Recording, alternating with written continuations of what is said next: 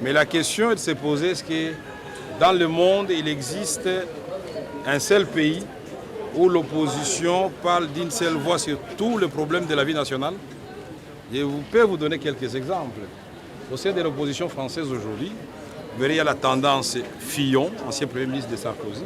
Il y a la tendance Sarkozy, la tendance Copé. Mais ce qui est important, c'est qu'au niveau des grands objectifs, des grands enjeux, de la défense des valeurs républicaines, l'opposition soit en mesure de se mobiliser comme un seul homme et parler d'une seule voix. Quels sont les grands enjeux aujourd'hui, justement? Aujourd'hui, si l'opposition a décidé de mettre sur pied le front commun de l'opposition, ce n'est pas une structure de trop, c'est tout simplement un cadre qui nous unit.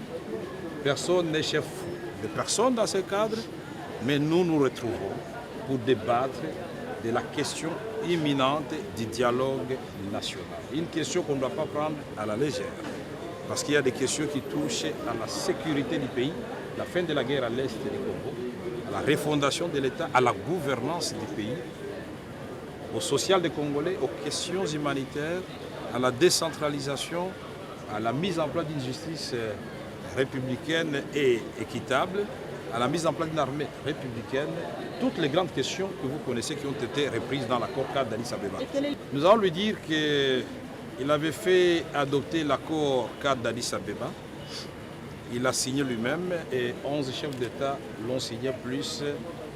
En plus du secrétaire des Nations Unies, la présidente de l'Union africaine, le président d'exercice de la SADC et le président d'exercice de la CRG.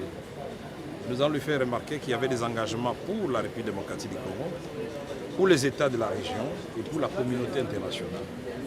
Et notre constat sera amer, parce qu'il n'y a pas d'avancée significative dans tous les axes qui avaient été épinglés par l'accord cadre d'Addis Abeba. Il y a l'installation timide de la brigade d'intervention, mais sur le plan de la solution politique, on ne voit rien venir. Sur le plan diplomatique, il n'y a aucun mécanisme qui a été mis en place conformément à cet accord cadre d'Addis Abeba.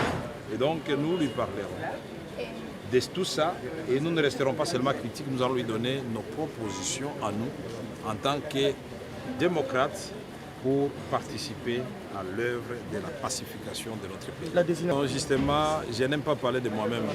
Ça, c'est une question qui n'était pas à l'ordre du jour aujourd'hui.